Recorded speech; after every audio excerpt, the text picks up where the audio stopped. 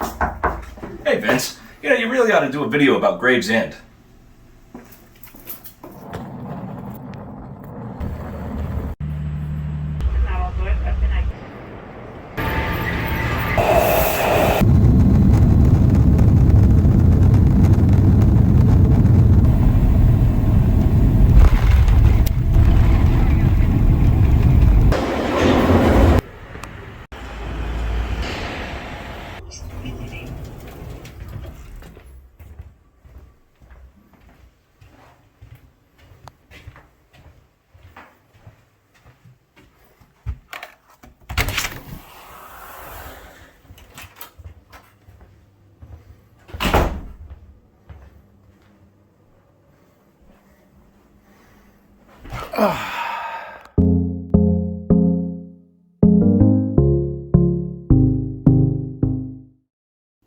Hey folks, Vincent here. I'm in London, and after the last couple of years, it is nice to be out and traveling again.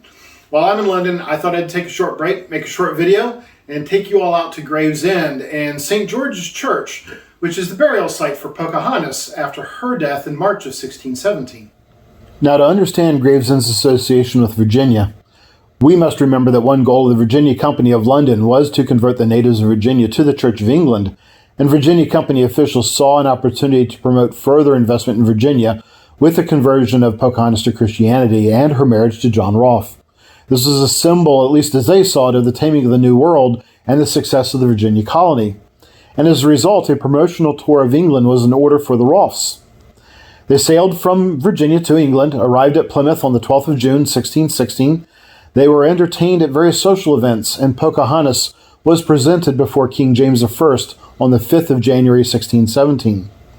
In March of that year, the Rolfes boarded a ship to return to Virginia, though only sailed as far as Gravesend as Pocahontas had fallen gravely ill and died there.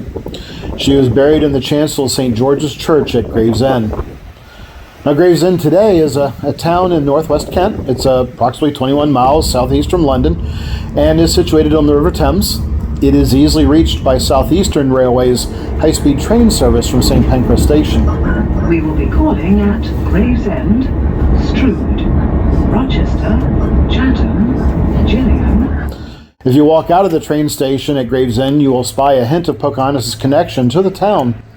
There's a mural on the wall. It's opposite the train station, depicting 3 events of her life: her supposed saving of John Smith's life, her marriage to John Rolfe, and her death at Gravesend.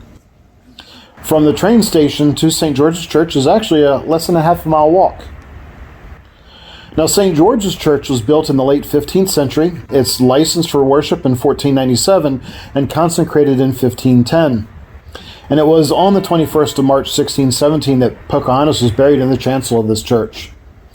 Unfortunately, Gravesend was subject to several disastrous fires, and on the 24th of August, 1727, one such blaze swept through the high street, burning down 110 homes and engulfing the 15th century church.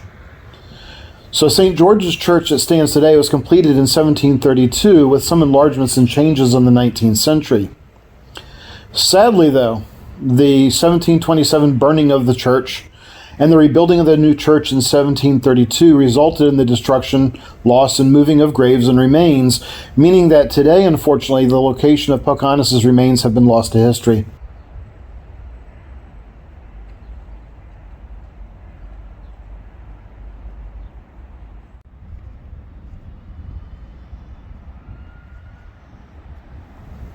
However, today, outside of the church stands a statue of Pocahontas given by the governor of Virginia in 1958, which is a copy of William Ordway Partridge's original statue of Pocahontas that stands at historic Jamestown in Virginia.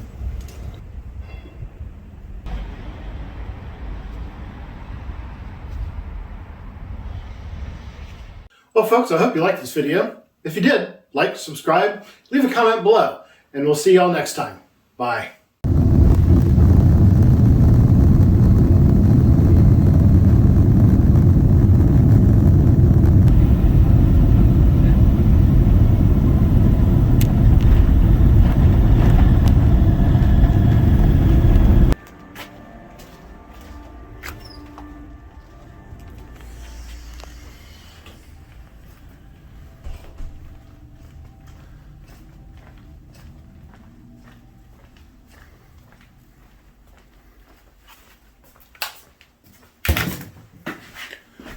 Ugh.